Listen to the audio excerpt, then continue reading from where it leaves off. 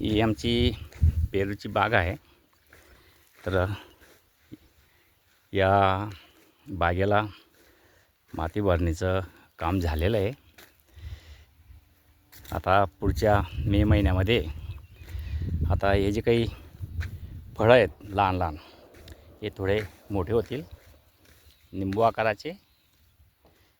तर त्यांना फोम लावण्याचं काम पुढच्या मे महिन्यामध्ये सुरू करायचं आहे. तर झाडांची वाढ किंवा जी काही शेडिंग वगैरे ते एकदम चांगली आलेली आहे.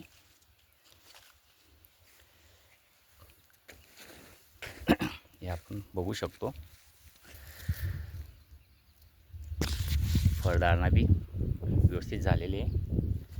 आता बघा, ज्यावेळेस कटिंग केली त्यावेळेचे जे काही फळ होतं हे नजर चुकीने सुटलं आणि मग ते बघा हे एवढं मोठं झालेलं आहे. बघा आता हे खाली. आता वास्तविक बघायला गेलं हे सुरुवातीचं फळ आहे, सुटलं आहे ते नजर चुकीने.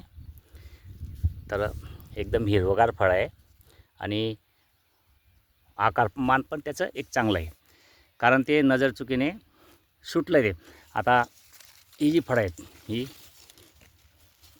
फेब्रुवारीमध्ये छाटणी केल्यानंतरची ही फळं आहेत.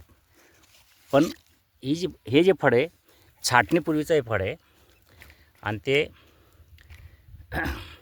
राहिलेलं आहे. त्याचं आकारमान हे एवढं झालेलं आहे. तर त्याचं मी वजन करणार, त्याचं काय वजन येतं ते मी बघेलच.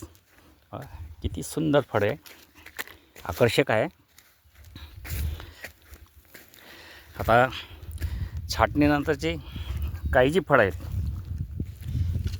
ती फळं हे एवढी झालेली आहेत. आता काही फळं हे अशी हे झालेली आहेत हे. तर अशा पद्धतीने ही फळांची साईज वाढते. पुढच्या मे महिन्यामध्ये याला फोम बसवणार.